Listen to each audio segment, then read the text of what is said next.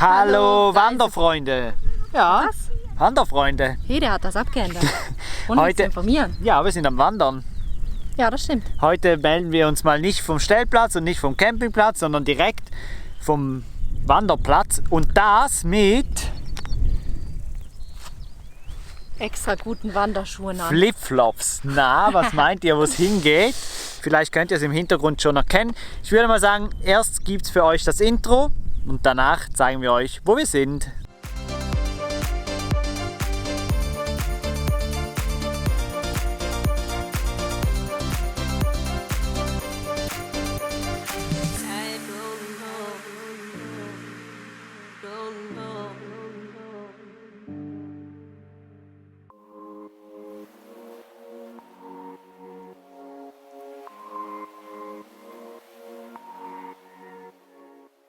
Nicht nur wir gehen heute wandern, sondern das Ding, wo wir hinwandern, das wandert auch. Was für eine Überleitung. Wir sind bei der Wanderdüne und mit diesem Pfahl hier wird angedeutet, dass 2052 geschätzt wird, dass die Wanderdüne, die jetzt da vorne ist, dann hier angekommen ist.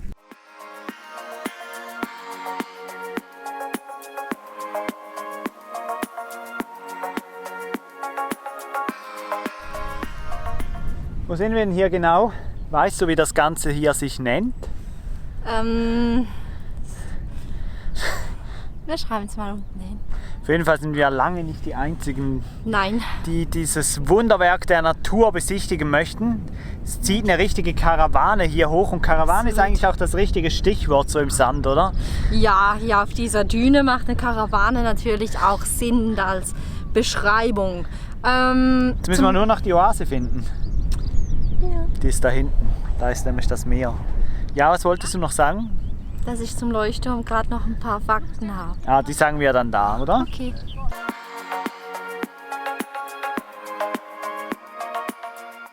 Dieser Leuchtturm hier, als der 1900 erbaut wurde, stand er 200 Meter vom Meer entfernt. Und naja, die Sanddüne, die erobert sich den nun so langsam.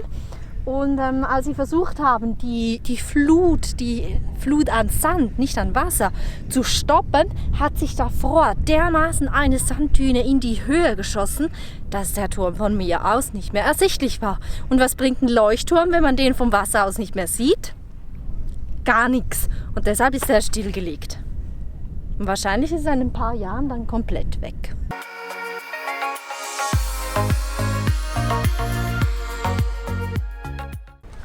Ich durfte mal wieder die Sonnenbrille anziehen. Hm? Aber nur damit ich sie jetzt runternehmen kann, weil das Ghetto, was hier herrscht, eine riesige Bauruine. Hier liegt Schutt rum. Da stehen einfach Eisenstäbe zum Sand heraus. Wassertanks rosten vor sich her. Kein schöner Ort. Das ist mal wieder so ein Ort, da wollen alle unbedingt hin. Dabei ist es einfach ein Leuchtturm mit einem ganzen Haufen Schutt drumherum. Und der Leuchtturm an sich, möchtest du darauf? Also es sind halt sehr viele Leute oben und ich meine, das Gebäude an sich sieht jetzt von außen auch nicht so bedrohlich aus. Aber irgendwie zweifle ich so ein ganz klitzekleines bisschen an der Sicherheit von dem Ding. Ja. Weil oben das zerfällt.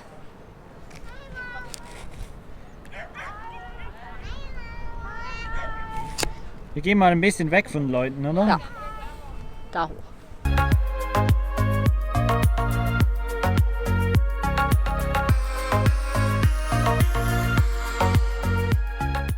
Die Wanderdüne an sich ist ja total spannend und wirklich klasse anzuschauen. Und auch die Steilküste hier, die sich bildet aus dieser Düne, die jetzt Richtung Landesinnere zieht, das finde ich spannend. Aber der Leuchtturm an sich...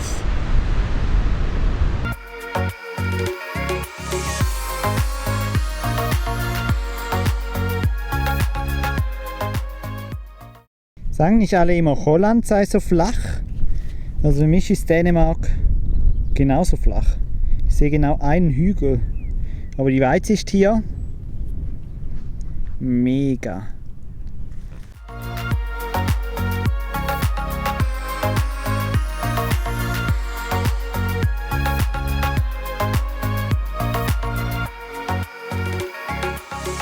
Kurzes Fazit zum Schluss. Die Reise hierher, die lohnt sich auf jeden Fall, nur schon wegen der Wanderdüne und den Aussichten. Das ist total cool, wenn man die Düne sieht und dahinter das grüne Land. Also das fand ich richtig toll. Ob man jetzt genau an diesen Parkplatz herkommen muss, um den Leuchtturm zu sehen. Naja, wer gerne Leuchttürme mag, der soll hierher fahren und sich den selber anschauen. Wir persönlich finden, ja, die Düne an sich reicht vollkommen aus. Und wenn man jetzt noch so ein bisschen im Hintergrund schaut, so mit den Wohnmobilen und so ganz unbekannt ist das Ganze nicht. Definitiv nicht. Aber es ist tatsächlich so, also die Karawane, wie wir so schön gesagt haben am Anfang, die geht einfach so zack zum Leuchtturm und zack zurück. Wenn man also wie wir jetzt einfach mal noch schnell so 1, 2 Dünen weitergeht, dann ist man eigentlich schon komplett alleine. Und wenn man nun jetzt zum Beispiel auch Fotos vom Leuchtturm machen will, ohne dass die ganze Karawane darauf ist, na dann geht man einfach einmal ein bisschen durch die Dünen auf der Seite hindurch und dann kriegt man auch seine Fotos ohne Leutchen drauf.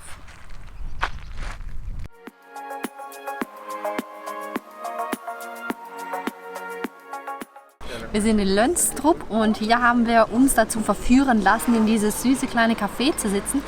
Die Fischplatte ist unterwegs zu uns und wir studieren gerade, weil ich war im Touristenbüro, wir studieren gerade unsere Prospekte, wo genau, dass wir noch überall hier an der Küste stoppen sollen, weil auf dem Plan steht definitiv noch Skagen, da wo die Ostsee und die Nordsee zusammenkommen und morgen Abend geht dann bereits die Fähre nach...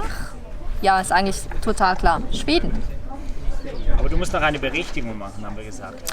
Genau, und dazu zeige ich euch das Bild. Also wir haben ja vorhin ein bisschen rumgemeckert von wegen, ja, da liegt so viel Schutt rum beim Leuchtturm. Und tatsächlich ist das so, ihr könnt das hier sehen, dass da einmal 2 Gebäude drumherum gestanden sind.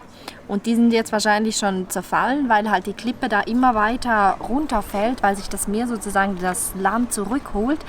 Und wahrscheinlich deshalb sind die Gebäude da schon eingestürzt und da wurde halt einfach nicht sauber aufgeräumt. Ob es uns deswegen mit dieser Erkenntnis jetzt besser gefällt? Aufgeräumt ist es immer noch nicht.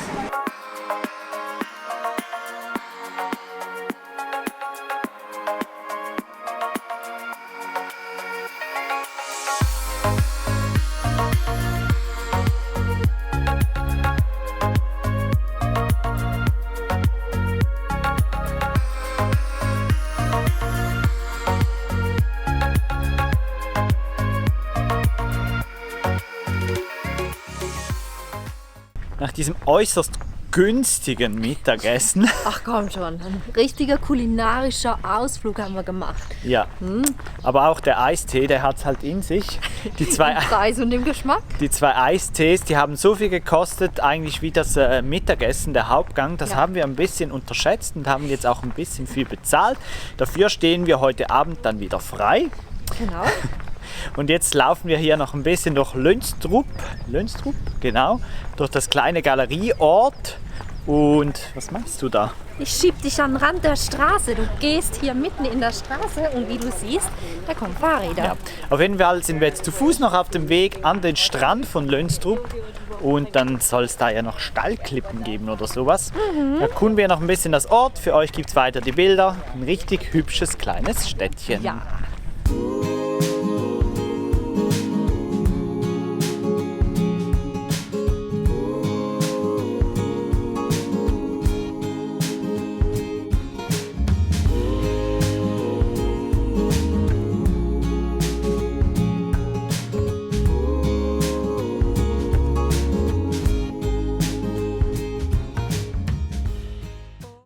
Küstenorte hier, die haben alle das gleiche Problem. Das Meer, das holt sich das Land zurück. Das haben wir ja beim Leuchtturm auch schon gesehen. Von den 200 Metern, die da mal waren, sind nur noch ein paar wenige übrig.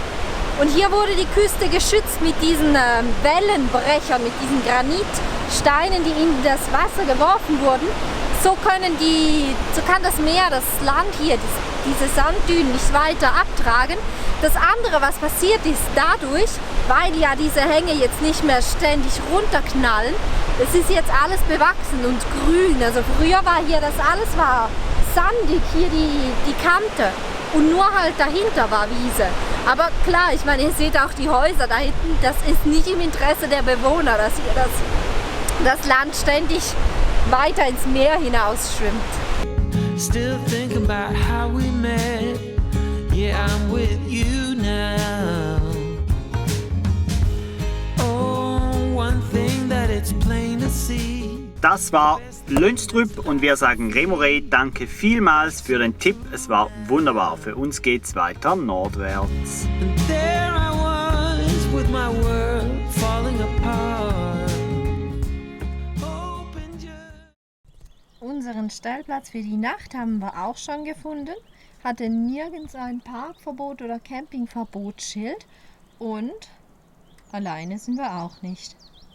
Aber ich gehe jetzt als erstes mal schauen, was es da hinten gibt. Ganz cool hier.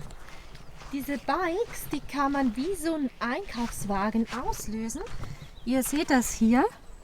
Da kann man ein 10 oder ein 20 Kronenstück unten reinstecken und dann kann man das kostenlos nutzen. Wow. Hier ist ein riesiger Spielplatz mit Schaukel und hier ein Schaukelpferdchen, das hat sogar Mähne und Schweif. Hier ist noch die Schaukelkutsche dazu. Feuerstelle, Tische. Coole Sache hier. Können wir heute Abend noch ein Feuerchen machen?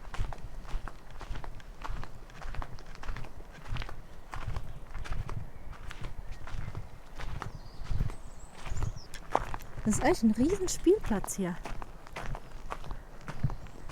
Und ich habe schon gesehen, was ich jetzt als erstes mache.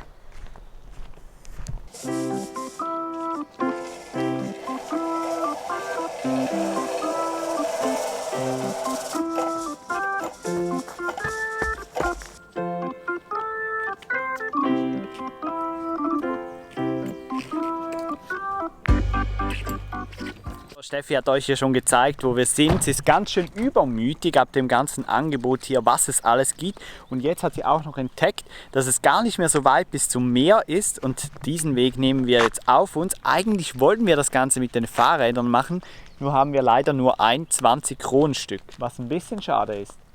Sehr.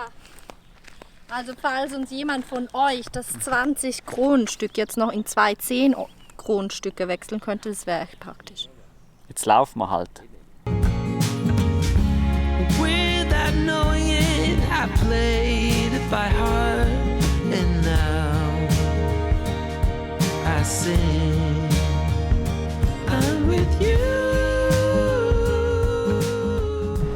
10 Minuten Fußmarsch und wir sind am Strand. Also der Stellplatz, der hat es ja wirklich in sich, der ist richtig cool. Einerseits das, was Steffi euch da vorhin alles gezeigt hat. Ich habe ja davon noch gar keine Ahnung. Ich habe die Bilder nicht gesehen und sie möchte fast nichts erzählen. Aber hier ist schon ganz schön, oder? Ihr dürft ihm noch nicht verraten, was ich da alles getrieben habe. Hier ist es traumhaft schön. Ich glaube, das ist einer der schönsten Strände in Dänemark, die wir gesehen haben. Ja, der ist also wirklich sehr, sehr schön. Und der Stellplatz, der ist echt cool. Der ist wirklich cool. Coole Lage. Den haben wir einfach auf Park von Eyck gefunden, weil wir irgendwo nach einer Möglichkeit gesucht haben, um frei stehen zu können. Und tja, das war ein Glückstreffer. Ja, und jetzt ist kurz vor 6 Uhr abends. Ja, das heißt, wir haben noch so ungefähr 6 Stunden Tageslicht. Und wir genießen jetzt noch die Stunden. Wir sind ein bisschen dunkel, sehe ich gerade. Wir müssten uns so... So. Jetzt seht ihr uns. Ha? Ah, voller Farbe. Gut. I'm with you.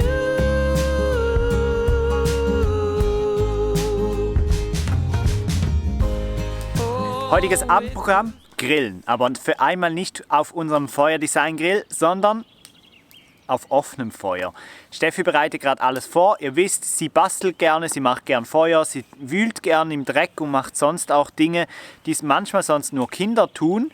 Aber jetzt kümmert sie sich erst einmal ums Feuer und danach wird's lecker. Down to Mexico, I'm turning up the radio, 'cause I'm with you now. You and me, we know that love is in the air, like the wind blowing through your hair. Oh, I'm with you now. Es ist angerichtet. Steffi hat gut gekocht heute, oder besser gesagt gegrillt. Es gibt Schweizer Bratwurst, 2-mal Burger, so wie beim letzten oder vorletzten Video, das war noch ein Rest. Dann gibt es Kartoffeln aus der Asche. Dann gibt es Mais natürlich und ja, richtig lecker. Und Bier aus Holland, selber gebraut. Das haben wir auch immer noch, das ist für ganz spezielle Zwecke. Leon, an der Stelle. Genau, du bist sehr beleuchtet. Herrlich, ja. Wir genießen jetzt und melden uns dann nach dem Essen wieder. Guten Appetit! Was waiting for the summer to end. Thinking about the good times. Der Grillspaß ist vorbei, es war super lecker, aber während dem Nachtessen habe ich da noch etwas entdeckt, das habe ich so auch noch nie gesehen. Und zwar, schaut mal, das hier, mitten im Wald hat es eine Vorrichtung, wo man einen Baumstamm einklemmen kann das zudrehen und dann, oh, das geht gar nicht zu. Ja, so.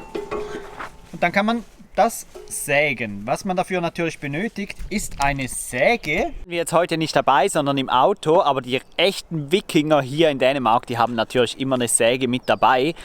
Klar, oder? Also es war wirklich ein herrlicher Abend, wieder eine super Grillstelle, gleich neben diesem Stellplatz, wo wir jetzt geparkt haben. Da ist übrigens auch wieder Toiletten, super alles im Stand. Ihr müsst euch mal vorstellen, es hat sogar einen elektrischen,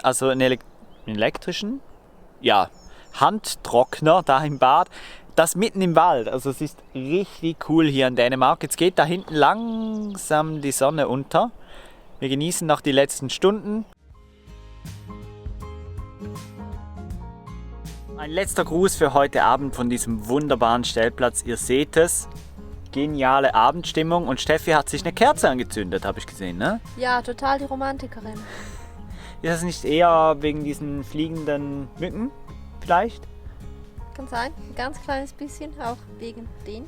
Wir hatten auf jeden Fall wieder einen wunderbaren Tag.